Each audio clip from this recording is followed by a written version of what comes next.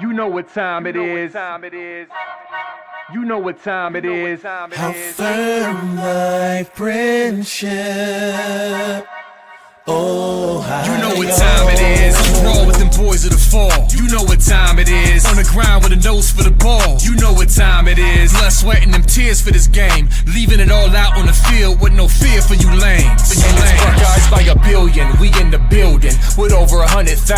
We represent from the uttermost to the public housing. If we don't play, all wide receivers got your secondary shook, so they cook them like Bobby Flay. Hey, stay out of my way and trust me, cause I know it's OH. Somebody please give this brother an IO. Come on.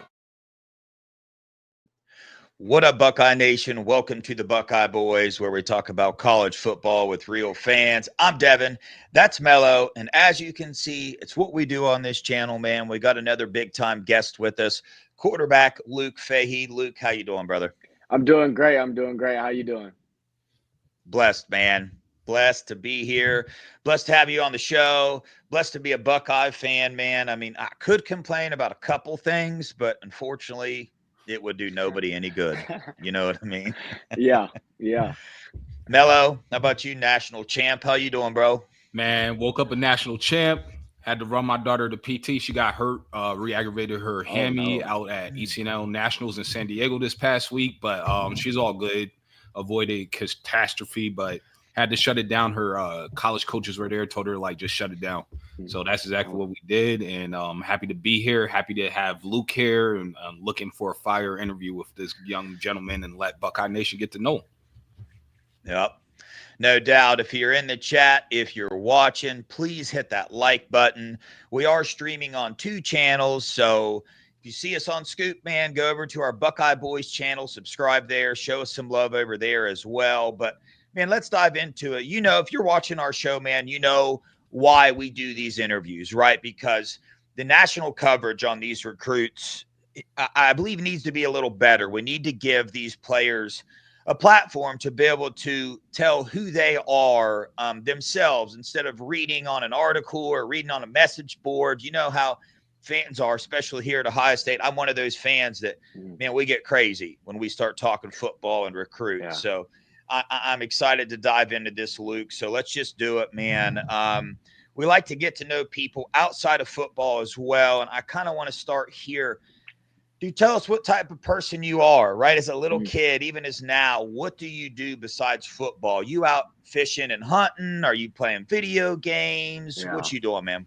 So, like, in my free time a lot, I love playing video games. I really love just to, like, kind of relax. I really do.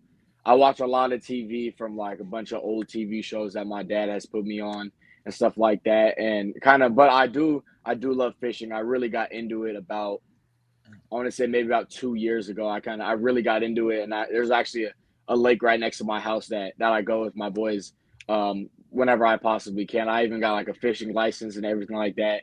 So, no, I'd say definitely fishing is one of my hobbies. I do love shopping. I really do love going out and seeing new places. I go on hikes a lot, usually when I'm not busy with football or anything like that. But I really do love being outdoors. I think that's me, and kind of I've been outdoors my whole life. As a kid, I was always outdoors playing sports or running around in the dirt, no matter what, or just wherever it was. I was always outside. So I kind of think that's kind of who I am today, and I can't be stuck inside too long. I love it, man. I grew up on a farm. So, and I don't know, fans, chat, you can help us out here.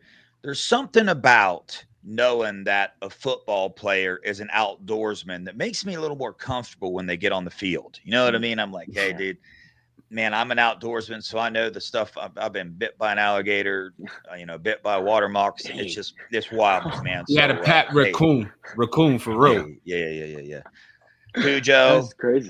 Yeah, my pet raccoon. He escaped here recently, but he's roaming the neighborhood, terrorizing it. But yeah, man, that's cool. I can relate to the outdoor stuff. You out there in California as well. You got all kind of hiking and beautiful scenery. So that's really cool, man. I know Mello's got something for you here. Absolutely. So I heard you said that you're outside a lot. You like playing a lot of different sports. So did you grow up playing any other sports besides football?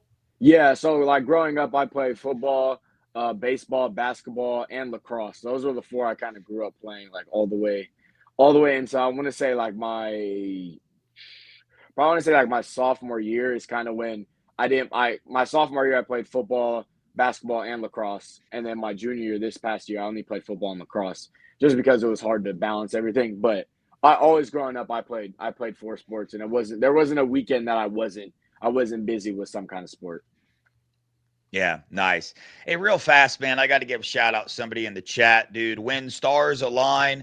Luke, I don't know if you've seen the thumbnail for this show yet, but when you get the opportunity to look at it, man, this is the person that made it, When Stars Align. So if you commit to the Buckeyes, it's a pretty sweet graphic to have. Perfect. But yeah, When Stars Align, he's part of the Buckeye Boys team now, man. This is a show. It's ran by fans, so he's helping us out with some thumbnail stuff and different technical things. So we show him some love, chat. We appreciate him for sure. Yes, sir.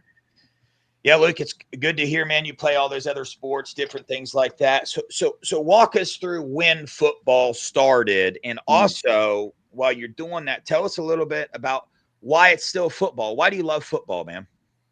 So I really think for me, it started when I was super young. I want to say like 5 or 6. It's kind of when I got into football. It was a lot of flag football and stuff like that, more two-hand touch. And I don't think I started playing tackle until I want to say maybe 6 or 7. Around that age, I started playing tackle, and then I've just been playing ever since. And I really do love football just because of the relationships I build with people that playing football is different than anything else, and it's really a brotherhood. I can definitely say all the teams I've been on, it's been really fun to get to know everybody on the team, all the parents, and there's been so many memories that I've built playing football, and I feel like it teaches not only me but everyone a lot of mental toughness, physical toughness. There's just so many positives that come with being able to step on the football field every single day, and that's kind of been the reason for me. And I really do love football.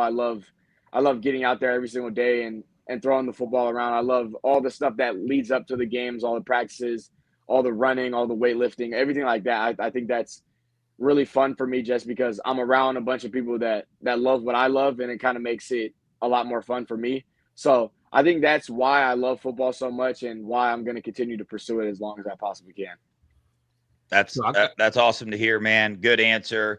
Pretty embarrassing for me, man. I just announced the wrong person, dude. Those names were too close, man. But it's Will Starr. So everything I just said, it's Will Starr. He's up on the screen now. Sorry about that, brother. But yeah, man, it happens, man. And they are very similar names.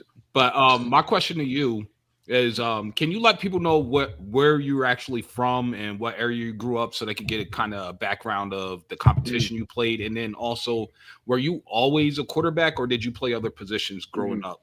So growing up, I was born in Irvine, California, and I've been here my whole life. We lived in one place it was in Irvine, and then we ended up moving to another place when my sister ended up moving out. But I've been in Irvine my whole life, born and raised here. So California kid. And really like growing up, at first I was a running back, and we ran, I want to say like the wing tier or some power formation where it was like 27 pitch and stuff like that, and some kind of counter. But I started playing running back, and then it was kind of, I want to say I played running back for maybe 2 years, and then kind of that's when I transitioned to quarterback. And the quarterback that was on my team, he didn't want to play quarterback. He wanted to be a receiver. That's when kind of Odell Beckham was real popular, and he kind of made that amazing catch. So that's what he wanted to be. So I ended up stepping in the role of the quarterback and kind of never really looked back since. But always growing up, I played every single position on the field. I want to say till about 8th grade is when I kind of, like, going into my freshman year, that's kind of when I stopped playing everything else. Like I know before my freshman year, I was playing safety, receiver, running back, corner, quarterback. I was just playing it all. I just wanted to get on the field somehow in some way. So that's kind of why that's how I played everything, and I just loved it. I loved it no matter what, and I was just happy to be on the field. So it felt really good. And then my freshman year, that's when my high school coach now was just like, yeah, I'm sorry, but you can't play every single position on the field. You're going to have to stick to one. And especially if you want to be the quarterback for our team right now and in the future, like, I can't have you getting hurt. So I was like, it is what it is. Quarterback. I love quarterback, and I loved it back then, and I love it now. So I was like, I'm just going to stick with it. I just got one quick fun question. If you weren't a quarterback, what position would you play? What was your favorite position since you played them all? I would say receiver was definitely fun because I just feel like there's so much not freelancing, but like there's so much you can do at receiver, like running routes, catching the ball, getting open, blocking. There's just so much involved with receiver, and I feel like definitely if I was a receiver, or I think a safety as well, because I feel like that's just kind of like instinctual. You just kind of just go wherever the ball goes, you end up, and you kind of just go to the ball. You either jump and catch it, or you're making a tackle. So I think it would be either safety or receiver would be my two positions. Yeah, that's good stuff, man. So obviously you're a fan of football, right? And I got to tell you this, man. From watching your film, it sure looks like you love the game of football. It looks like you put a lot of time in off the field too, because I'm not a professional at looking at film and breaking it down, but you seem to make a lot of good decisions. I went back and I've watched some of your games in full, not just highlights, right? It seems like you got a pretty good read of the defenses and the way the offenses ran, and you're very precise in your decision-making and your throws. So it's impressive to see, man, but we'll dive into a little more of that here in a little bit. But so growing up, did you have a team, bro? Did you watch a college team, a favorite team? So my big teams were because my dad's family, my dad's parents are from Ohio. They actually were students at Ohio State, and kind of they met at Ohio State. So that's that's what I grew up watching. I grew up watching the Buckeyes a whole lot. I know I've watched so many games. I've definitely shedded a couple tears in some of them that have been a little disappointing, but it's football. But I grew up a huge Ohio State fan, and then also on my mom's side of the family, her sister went to Oregon, and then that's also another big goes back a while that I also grew up a Duck fan as well. Nice. So you consider yourself as a fan a Buckeye? 100%. Right? Yeah. I was going to say, 100%. You're shedding tears on a football game. I feel 100%. You though, dude. Listen, I have to watch the games by myself for the most part, unless I'm going to the game in person, which I got to slow my roll, but I watch the games by myself. I take it very seriously, dude. I get emotional. There's a select few people, Mello's one of them, that I text during the game, and I don't want anybody to ever see those texts. It's bad. He's not lying. It's bad, bro. Mello, what you got? Man, yeah, he went to all the playoff games except for the Tennessee one. We actually went to the Rose Bowl together. That was awesome watching that. Yeah. Fire. We went to the Natty as well. So wow. Yeah. Okay. Yeah, I'll be at them all this year too. So yes, sir. Yeah. So I heard your team runs a 2-quarterback system. Is that true? And if it is, can you expound on that? Like, is it hard to stay in a rhythm or a groove if you're subbing in and subbing out? How does that work? Yeah, so no, we did run a 2-quarterback system my sophomore and junior year.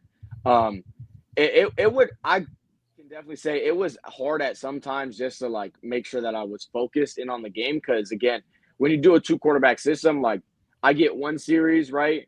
And then we go on defense. Okay, and then we go back on offense. I'm still not in, and then we go back on defense, and then I go back on offense. So it's kind of like you have a lot of downtime just to be sitting there watching the game, really not locked in, not focused on a lot of what's going on. Definitely, you can get cold. There was many games where I was standing there for quite a while, so my arm definitely got cold, and I would have to re-warm up and stuff like that. But it was challenging at times. But again, like I feel like our team the past 2 years was really, really good, and they did a really good job getting the ball back to the offense. So there wasn't a lot of downtime for me, but and the other quarterback did a really good job of kind of keeping the energy up and stuff like that. So it's kind of like I try my best to feed off every piece of energy I could get, no matter if that was a tackle, a big hit, a fumble, or just anything possible on like the special teams, defense, offense, or anything like that. I kind of just try to involve myself in that, so it's kind of like I could feel all the energy, and then when I got back out there, it's kind of like I've been playing the whole time. But at times it was definitely a little rough, but again, like I feel like with the people around, like our whole team, it was pretty easy. Yeah. Yeah, it sounds like you got this thing locked down. You got a good system, man. And it's always good, man, to be versatile. You got that with your positions you've been playing. You also had the deal, this 2-quarterback systems put you in positions where sometimes you get cold, like you said, got to warm up. Anytime a player goes through versatility or a team goes through that, man, or versatility, goes through struggles, I mean, and times it makes the game a little bit harder. It's only going to make you stronger. It's only going to make you a better football player, man. So it's good to hear that. But let's dive into it, man. We're an Ohio State YouTube channel, big time fans here. You were as well. So let's start, man. Let's tell us about how that relationship with Ohio State started. The first call, the first text, whatever it was. Take us back to that moment. Yeah. So it was really funny because of course, Ohio State was a little later in my recruiting process. I could definitely say that. But it was kind of I can't remember what day it was. I can't remember, but it was a Tuesday or Thursday. I can remember that for sure. And I got called out of class, and my head coach didn't say who was there or anything like that. And I walked into the classroom, and it was Coach Hartline. And again, it was just crazy to see him there because again, I grew up an Ohio State fan and everything like that. And I'd only seen them a couple times around campus when they were recruiting Phillip Bell and everything like that. So, and I didn't really expect them to be back because again, I hadn't talked to anyone from Ohio State in a long time and stuff like that. So it was tricky to see him there. And then he was talking to my coach, and they were kind of watching one of the practices that we had. And then I got a call literally after that class was over from Coach Fessler, letting me know that he was going to try to make it out to our school the week after that. And then that's kind of when like my relationship with them all started because then I was able to talk to Coach Fessler a lot more. He came out and I was able to talk to him in person. So that's kind of how it all started for me. And then after they came out to see me and after I was able to talk to Coach Hartline and Coach Fessler, it kind of just picked up from there. And then I've been on the phone with Coach Fessler, I want to say at least every single week after they came out to see me. So I think that's when it first started. But I had known about Coach Fessler since he was at UCLA, because he was at UCLA with Chip Kelly years before. I want to say like maybe 2 years before, and that's kind of where I met him. I met him at UCLA, and then I remember he ended up getting the job at Ohio State and then stuff like that. And then I remember he got promoted, and that's kind of I always texted him like congratulations on the promotion and congratulations on a couple of the games and stuff like that. But then it kind of like after they came out to see me, that's kind of when our relationship kind of expanded a lot more.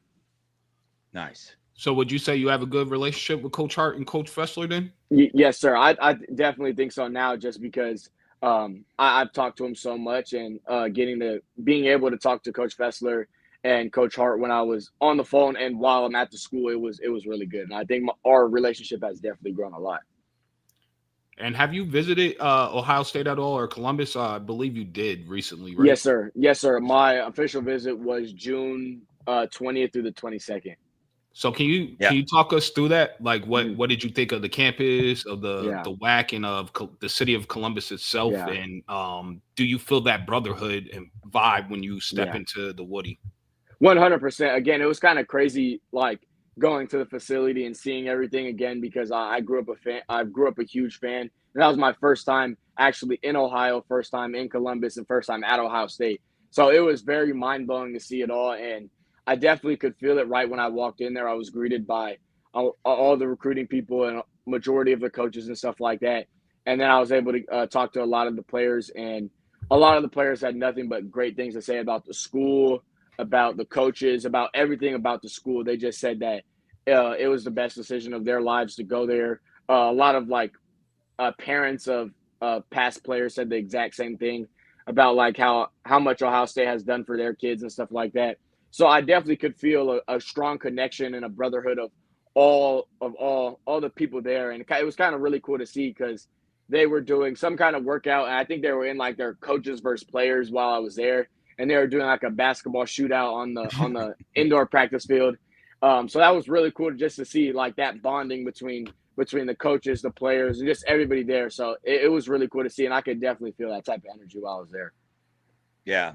So for those of you that do not know, you're making your decision tomorrow, correct? Can you let Yes, sir. people know where we can watch this, what time, all Yes, that sir. good stuff?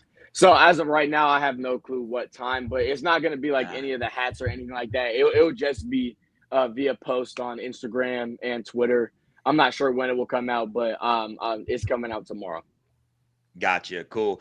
Well, take us through your recruitment a little bit of some other teams maybe that are in this race here, and tell us how those relationships are building with Ohio State and those other teams. And then what made you want to make your decision now? Why do you feel ready to make your decision? And like, what goes into that? What are the things that you have to have at the college you're going to be picking? Yeah, so I think definitely like this recruiting process for me was very unique. It was very stressful at times again, but again, I think that for me, just God has a plan for everybody, and it's completely different. That my recruitment is not the same as anyone else's. It's not gonna be the same.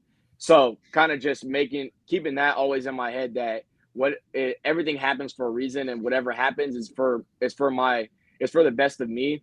So it was definitely like challenging at times, but then there was times where it was very fun and it was very exciting to be in, and I'm extremely blessed to be in the position I am to have all these great opportunities and be able to pick from a lot of different schools. But I would really say like the schools that I'm highest on right now and that could possibly end up getting me are, of course, Ohio State, Indiana, and Stanford. I would say those are my three biggest schools right now and stuff like that.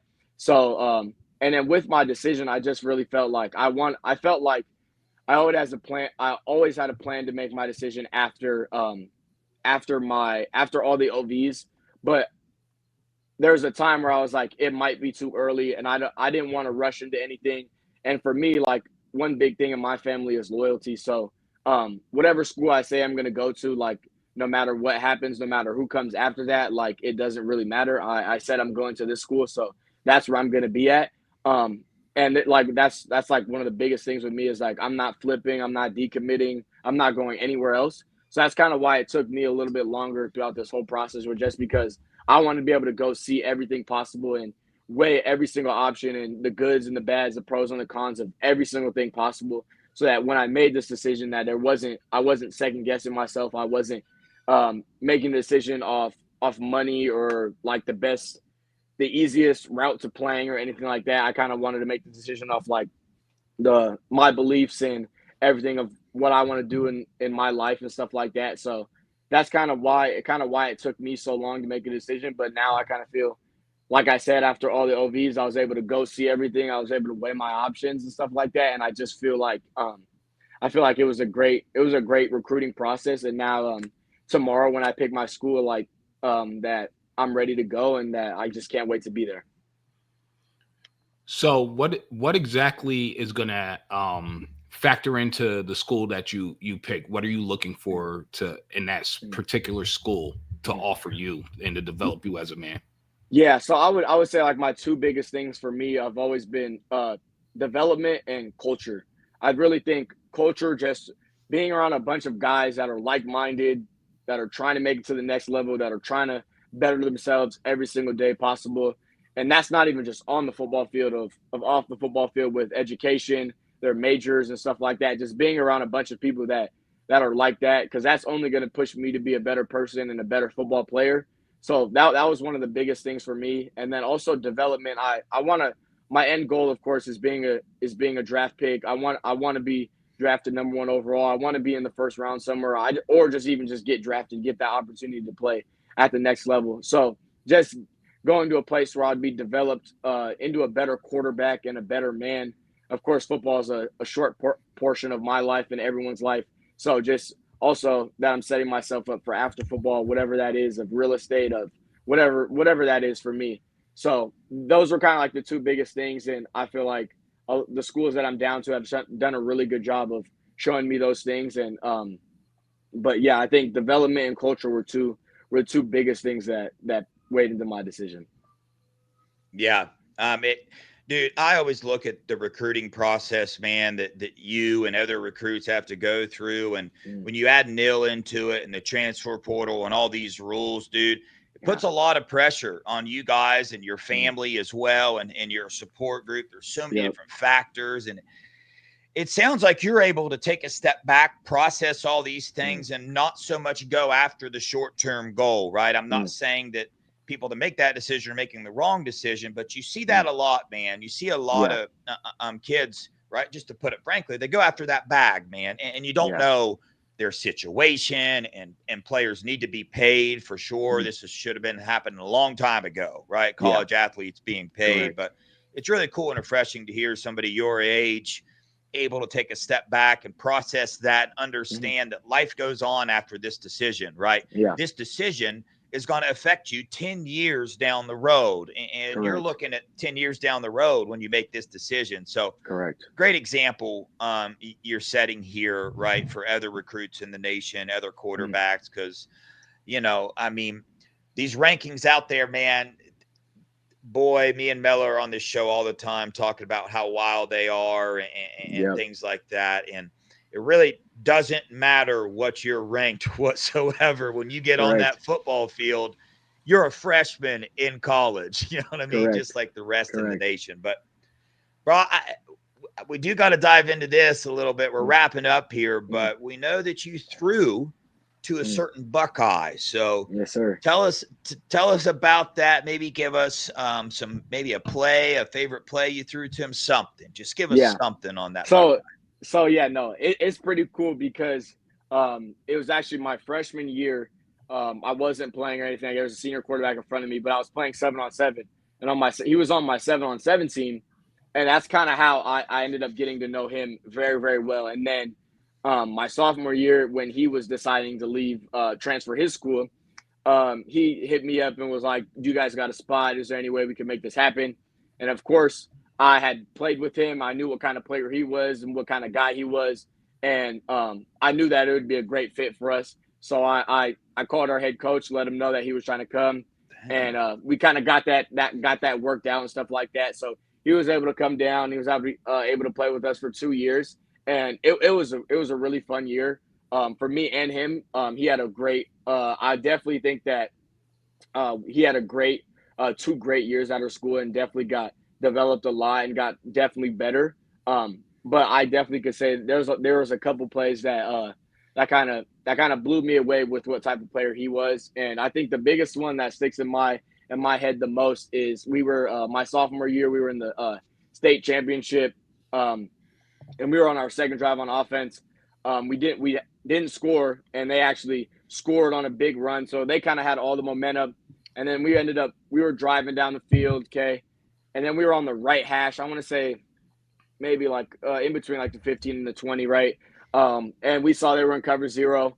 So we checked to max protection. And our coach had said it, like, if they do cover 0, they play us in cover 0. We're going to check max protection and give our guy a shot. So we saw it coming, ended up checking max protection, gave him our fade signal, right? Ran the fade. And I could definitely say that the ball was not pretty at all. It wasn't a great ball.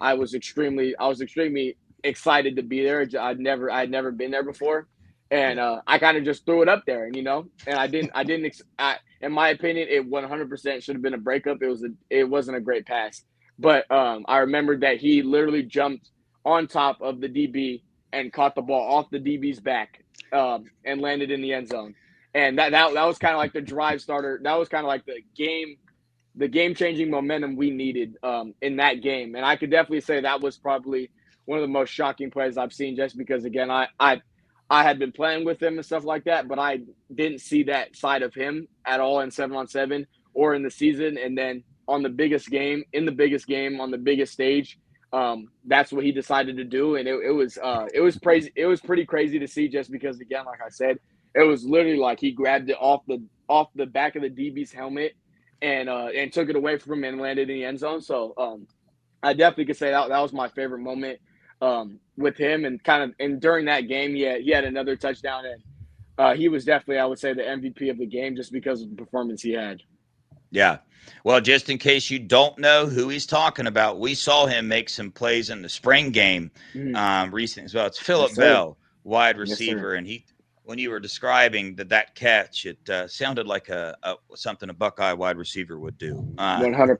100%. Yeah, Mello. You got any final questions, comments for Luke? Yeah. Can you just describe your game to people out there that may not know? What are your strong suits and what do you want to work on and accomplish during your senior season? Yeah, I definitely say some of my strong suits are I feel like I can make any throw on the planet, like any throw possible. I definitely think I can make it. And just I would say like IQ, football IQ, game smart. I'm very mobile. I love making plays. If a play breaks down, I'm not just gonna slide or throw it away. Like I'm looking to advance the ball downfield, make an exciting play happen. And definitely for my senior year, now being a senior, of course, being a senior quarterback, being like the leader of the team and stuff like that, I want to make sure that that again, I know I said that my football IQ is up there, but I definitely think that it could get a lot better and stuff like that. So that's kind of one of the things I've been diving into this year in our off season for preparing for our year. I spent a lot of time with our head coach, our quarterback coach, our offensive line coach, breaking down pass protections, run schemes versus different fronts, identifying coverages. That's kind of what I've been working on a lot recently, just because I know I can make a throw, but what I feel like is going to separate me at the next level and for my senior year is being able to, like I said, read defenses, change pass protections, get us into the right run play against a certain front. So that's kind of what I've been working on this getting ready for my senior year. I've kind of been diving into that piece of football. Yeah. That's awesome, man. That sounds like you got a good plan in place. And man, in today's day and age, with the love of college football and stuff, you know that all these other quarterbacks out there are doing the same thing, man. They're grinding it. So you got to put in that extra 10%, whatever it is, to get yourself out in front of some of these other players. And it sounds like that's what you're doing, man. When you get an offer from a team like Ohio State, national champs, you saw what they did with Will Howard. You saw what they did with, CJ Stroud. It's just kind of like, wow, man, if you're a quarterback, you get an offer from them, you're doing something correct in your life. Sir. But 100%. Bro, it's exciting to get to know you. Yes, it's sir. cool. You're making your decision tomorrow. Yes, You've been on the Buckeye Boys channel. So after this decision, if you choose the Buckeyes, dude, I'll reach back out to you, get you back on here in a couple months or so if you can. And we can just, we can have a different conversation. If you're a Buckeye at that time, things change a little bit. We can get a little deeper into some things. Perfect. So yeah, everybody wait, stay in tune, hit that refresh on X or Instagram or whatever. And we'll wait for your decision tomorrow, man. But amazing interview, dude. Good head on your shoulders. Again, excited to see your decision tomorrow and see where you're going to play your college career at. Mello, anything else? Yeah, it was awesome interviewing you. You're an awesome kid. And like the chat said, very well spoken. It's clear that you're highly intelligent. Otherwise, you wouldn't even have Stanford in your top 3, right? So we appreciate you doing the show. And hopefully you choose the good guys and you'll come back on and we'll chop it up some more. Yes, sir. Appreciate you guys. Thank you. Yes, sir. All right, brother. Stay blessed. OH. IO. Yeah. Yes, sir. Have a good one, brother. Thank you. You too. Well, again, man, Mello, we're blessed to be in this opportunity to talk to these families, talk to these recruits. Dude, it's so cool to sit back and watch what God has done with, bro. I mean, how long ago did we start this? Like a year ago, maybe? Has it been a year yet? No, it's not even a year yet. We didn't start until August. Yeah. That's wild, man. It's so cool to be in this opportunity and talk to who we talk to and see these recruits and get to know them. Because, man, dude, out of all these, you can't find out what a player's personality is, the type of person he is, based off of reading an article or a message board, or even sometimes those quick, short little interviews they do at 7-on-7s or something like that. You get a quick glimpse. So I love this side of it, man. I like getting to know who these guys are as people and football players. And man, I'll just tell you that here at the Buckeye Boys, dude, we expect him to be a Buckeye. I mean, that's what we are leaning towards, that he's going to pick the Buckeyes. But we'll let him have his moment. He only gets one of them, so let him have his moment, and excited to see who he picks. But do you remember our anything first interview though? I want to test you. Who was our very first interview? It was in like October time frame. Recruit or he's in 27 class. Yeah, was it Jameer? Yep, Jameer Brown. Jameer Brown. And that's so cool too, bro, because listen, he recognized me at OT7. I messaged him on X and be like, I'm here, bro. And I watched his mom and his uncle walk by me a couple times. I'm walking down the stairs. He's walking off the field. And I went, yo. And he turned around. You could tell he recognized me. He's like, yo, what's up, man? And I'm like, what up, dude? So it was really cool. You remember he got mad at me because I kept talking about his speed? So don't bring up, if you're going to interview Jameer Brown, do not bring up his speed. He does not like it. No. Oh, hey, dude, on that note, let me tell you something. You can tell Jameer Brown has been working his butt off, dude. His routes are looking sharp. His hands, I can't tell you how many contested catches. I saw one in particular where, I mean, the DB had his hands on it too. Jameer just straight ripped it out of his hands. So I love it. It's really cool. Yeah, speaking of receivers, dude, just one more little nugget and we'll move on to the rest of the show. But Eric McFarland, 2028 wide receiver. We're putting a Buckeye Boys boom in for him right now to be a Buckeye. I just spent the whole week. I put the whole weekend with him. Had a lot of conversations with him. And I will tell you that he looks physically ready to play college football right now. Right. Another 2028 wide receiver to keep a really close eye on. He was the best receiver I saw at that OT7 event. And, you know, some receivers, they're on a certain team. They get thrown the ball more. They have some receivers are off some days, on some days. But Bryson Wright, he plays on Miami Raw. He was an absolute dog. And you got Eric McFarland, Kalen Dixon-Wyatt, Jameer Brown. Those are some of the best receivers that we saw there. But switching avenues a little bit, changing directions, let's dive into this year, man. Buckeyes about to start up their camp again and get to rolling. And we've built some relationships with some players, with some family members and stuff. So we gather some information here and there from different places about what's going on inside the Woody, different players, updates there. So have some good conversations over the past couple of days with a couple people in the know. I'll put it like that, in the know.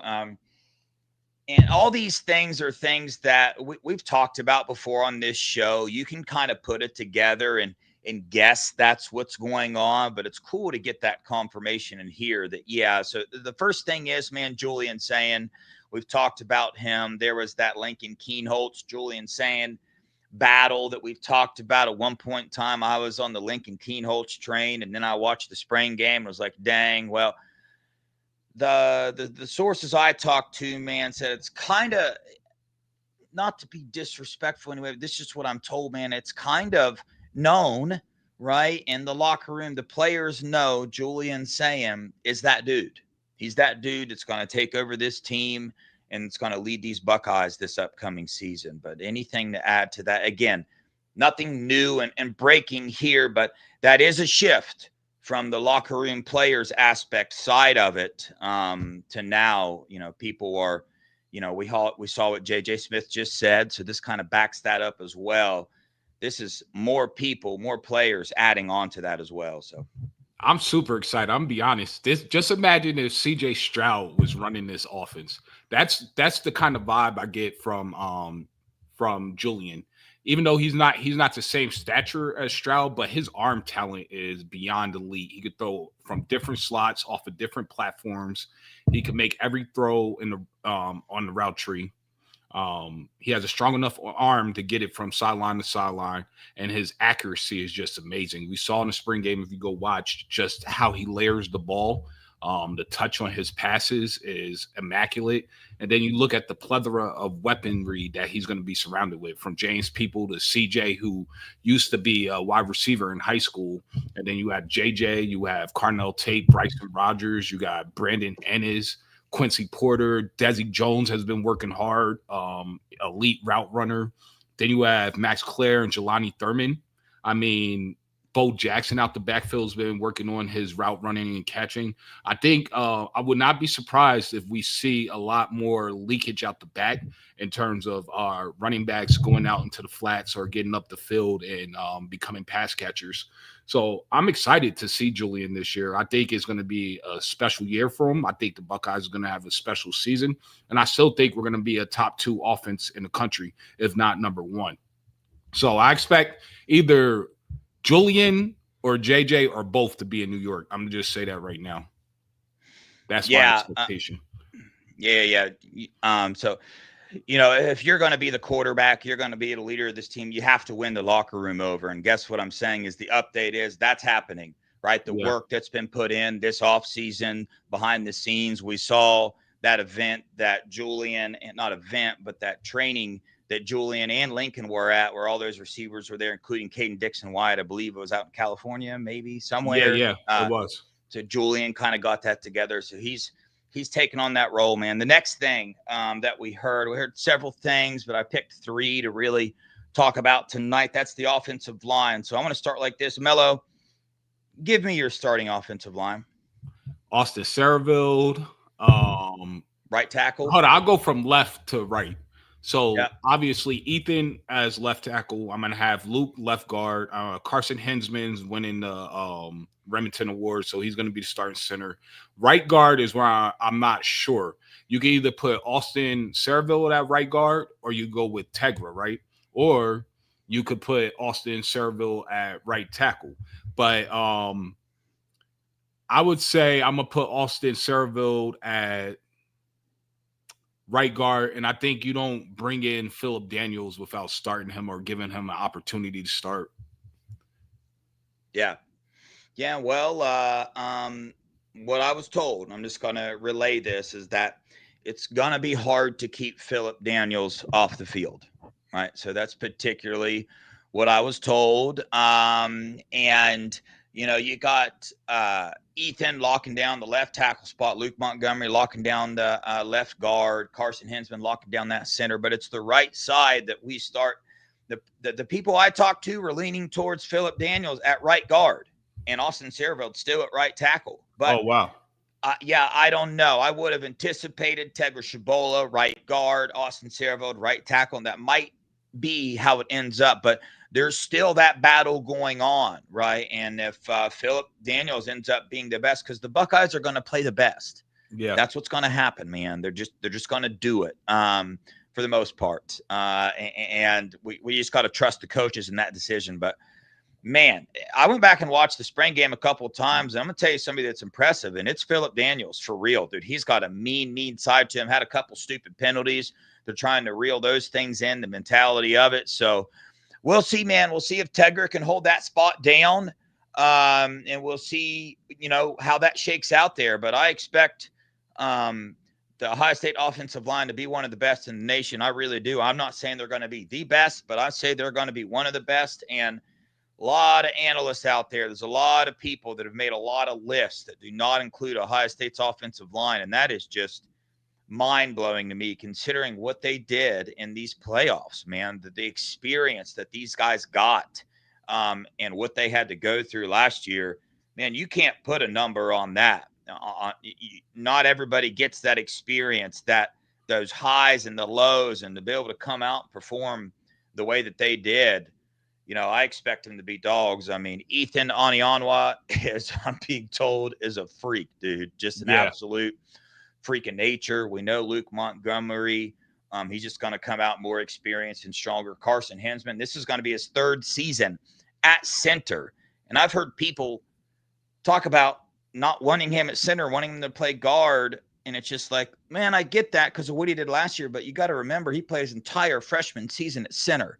He's got a lot of experience there, man. So that's a very important position. And I like that experience aspect in that position. And we'll see what Tegra does, man. Tegra steps up and does his thing here. He's going to solidify that position because he's got that experience. But I'm being told, there's a lot of push coming from the guys behind them as of right now. So that's good stuff. I'm a little bullish on our O-line. I think they're going to win the Joe Moore Award, personally. That's just my personal expectation. I think they have the ceiling to do that. I think they've had the experience, especially on the interior side. And then we already know Ethan is a dog from what we hear and what we see off the film. And then whoever's going to play that right tackle spot, I trust in them, whether it's Phillip Daniels, Austin Saraville, Ian Moore, whoever it may be. I think we're at the best O-line in the country, personally. But my question, you were talking about Phillip Daniels being mean and nasty. Is that who Riley Pettijohn was getting into with during that student appreciation day when they went live and were allowed to hit the quarterbacks and stuff? I remember Riley got into it with one of the old linemen and they were tossing each other around. I can't remember.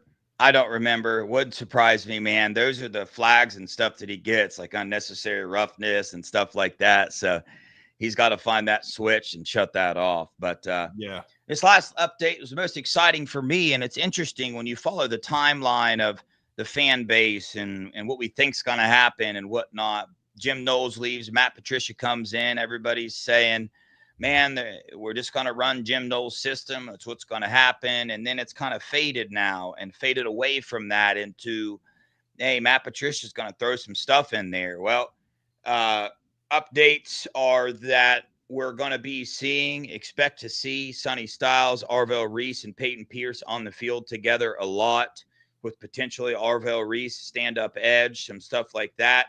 And I've been kind of curious as to how different this defense is going to look because of the factors and Matt Patricia and our D-line, our depth at D-line, which we're not really that worried about. And let me tell you, players don't seem to be that worried about it either. And I think it's because of the options, the versatility in these players is exactly what Matt Patricia loves. And you got some players on this defense that can be versatile. Caleb Downs and Arvell Reese and Sonny Styles, can be versatile. Matt Patricia is going to move them all over the field. That pressure is going to be coming from all kind of different directions. Nevada Buck over there on the scoop board, it's funny because these were two separate things, right? I had this conversation with some people, and then I read that on the message board, and it's like, man, these things are lining up as well. So if you're not over there on that board, get over there, man. He dropped a really good nugget today on what our defense is going to look like, and I'm sure they're going to dive into that right after us. So stay tuned. 8-10 Nevada and B Moses. They got a lot more details there. They're way more sourced up than we are here in terms of what's going on inside the Woodies. So they're going to have a lot more updates there for you. But on the defensive side of the thing, there were 3 names dropped defensive end. That was Kenyatta Jackson, Bo Atkinson, and Caden Curry, man. So those are some guys to keep an eye on the defensive end this year, and they're expect to do some damage out there on the field. Absolutely. And I just want to touch on the part where you're talking about versatility. I think we have a lot of versatility, especially on that defensive line. People don't understand. Bo was used at North Carolina, not just as an edge. Sometimes they slid him inside as a 3-tech. Edric started off as an edge, right? And now he's playing 3-tech. That's versatile right there. We used KJ as a 3-tech last year a little bit. It wasn't my personal favorite, but he's gotten a lot bigger and a lot stronger from last season. So you could do that as well. And Caden Curry is a strong bull. So our defensive line, especially those guys right there, are very extremely versatile. So you're going to see a lot of versatility, a lot of different formations from Coach Patricia, and expect our defense to do very well this season. Yeah. Matt Patricia, the more we find out, and we're about to find out for sure on the field, right, against Texas, what this dude's about. But as far as he goes in the offseason, player relations, recruiting, I mean, it's a 10 out of 10 hire so far on the things that we can officially judge. But I'm super excited, man. A lot of Ohio State fans have been calling for this for a long time. Hey, dude, let's utilize these players, the CJ Hickses, the Arvell Reeses. Let's utilize them and form our defense around the players. Don't form our players around what defense we have to or want to run. Let's not force a jack position. Lord, please, God Almighty, let's not do that. Let's look at these players, where their strong suits at, what are they really good at doing, and let's pick the system, the scheme that fits their attributes the best. And I love that's Matt Patricia's mentality. It just is what it is. So I'm very excited to see what that does. I'm excited about these Buckeyes this year, man. It's kind of funny when I don't know how many times I'm going to say it, but we get into recruiting big time. We get all emotional about this recruiting class, and it's like, okay, we're getting emotional about this recruiting class. It's really not going to affect this football team for the next 2 years. You know what I mean? Unless you get a JJ Smith or something like that coming in. But excited about that. Melo, anything to add to that? And I do have one small recruiting update. I've had it for a minute. I just didn't share it yet, but it's a good time to share it. So got to meet a lot of people this weekend, talked to, a lot of people that were actually at official visits, right, with the player, KJ Ford, the defensive end out of Duncanville. Everybody's real curious about where he's going to go. I was told that, and again, dude, I hate to even say this because it's like how many times Luke Waffle wanted to be a Buckeye, you know what I mean? But that money. But KJ Ford loves the Buckeyes, man. That's his pick. That's where he wants to be. It's where he wants to go, I do believe. It's what I was told. And it's where a lot of people in his inner circle want to go. Somebody else reported that. That's not what I was told. I was told he himself wants to be a Buckeye. So he's about like the last defensive end on the board that we're all holding our hope out for. You can go back 3 weeks when we first KJ Ford got brought up, and I said, that's who I wanted right there. I love his film. Bro, there are analysts, and again, Carter Meadows was a dog, all this, but man, 1 through 20 defensive ends in the nation, any one of them could pop. Any one of them could be the Dylan Stewart of this class, right? I don't know how many times 1 through 5 have been busts, right? Yeah. It happens frequently. So KJ Ford, he's got just as much of a ceiling as some of these other defensive ends that we've been really wanting to get, but we'll see, man. It's going to come down to that money, bro. Is he going to take that bag that's no doubt going to get thrown his way? Right. Or is he going to stand for that block O, that brotherhood, that culture, and that future first-round draft pick payout? And not for nothing, I always like it with the recruiting thing and the ranking is kind of hard because obviously all these players play in different parts of the country. Some parts of the country are not equal. And that's not to say Carter Meadows isn't playing in a strong league because he is.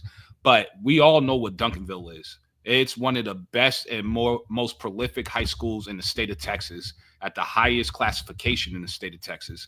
And they're just an elite program that plays elite teams nationally. So we know that production that you're getting out of those Duncanville players are more likely to transition and translate to the college level. So with the right coaching, the right development, and the right mentality, you could take a kid from Duncanville, a defensive end that might be underrated, right? He probably is underrated if we're honest here, and turn him into something to where he's a top 3 defensive end in this class when it's all said and done. So just make sure when you're looking at these rankings, you people have to factor in the conference and the league that they're playing in, because not all these leagues are equal. Yeah, for sure. If we miss on him, there's a long time to go till signing day. A lot of players to, backtrack on. There's a good defensive end out of the state of Ohio that's committed to, forget where he's committed. But he's on the rise. So we'll see. We'll talk about him for sure. Later on in the process. But yeah, man, Buckeyes, bright future in every single way of the aspect that you can think of. Name another college team that has that has the culture, the brotherhood, the national championship, the outlook for the future. The foundation of that team is set up and it is secured. The coaches that they have, the fan base that the Buckeyes have. I mean, just a good thing to be a part of, man. And you're not going to get the best of everything, but damn, it's good to be a Buckeye, bro. It's good to be a Buckeye, man. A few updates, man. Hit the like button, right? If you haven't done that yet. Hit subscribe on the Buckeye Boys channel if you haven't done that yet. And on the Scoop channel if you haven't done that yet. Stay tuned for 810 Nevada and B. Moses. And stay tuned tomorrow, man. We got one of my favorite players in this class, hopefully coming on tomorrow. It's scheduled for tomorrow. Things can change, But we will see, man, that JJ Perez, that 6'5", 6'4", 340-pound nose tackle, man, that's committed to Florida right now. He's got a announcement coming up on Friday, which I expect the announcement to be I'm decommitting from Florida. And then in August, I expect him to commit to the Buckeyes. Hopefully we can get him on. And next week, we got the younger brother of J.J. Smith coming on the show, Angelo Smith. So that's going to be exciting. Definitely don't want to miss that one. Yeah, for sure. So, Mello, any final thoughts on the show? Man, thank you guys for tuning in. Hit that like, share, and subscribe, and spread the word. We're out here. We want to introduce the recruits to Buckeye Nation, and we're gonna have some bigger and better recruits and players coming on as we go through this process. Yeah, for sure, man. We got a lot of players, big time names that are going to be coming. Star Buckeye wide receivers that are going to be on this show coming up. Just got to work out the scheduling. But so hit that alert bell, man. Stay tuned to the Buckeye Boys. It's what we do. We love interviewing players and recruits and all that. And that leads to some information from time to time that if we can, we will share it with you guys. But we appreciate the love. Appreciate you guys in the chat, man. Staying focused on this Buckeye football. A lot's been going on. A lot's being said all over the place right now, but we are an Ohio State football and recruiting channel. That's what we will talk about. And everybody else can talk about whatever they want, dude. That's their own thing. They'll have to answer for that whenever they answer for it. But we love you guys. We appreciate you guys. Go Buckeyes. OH. I-O.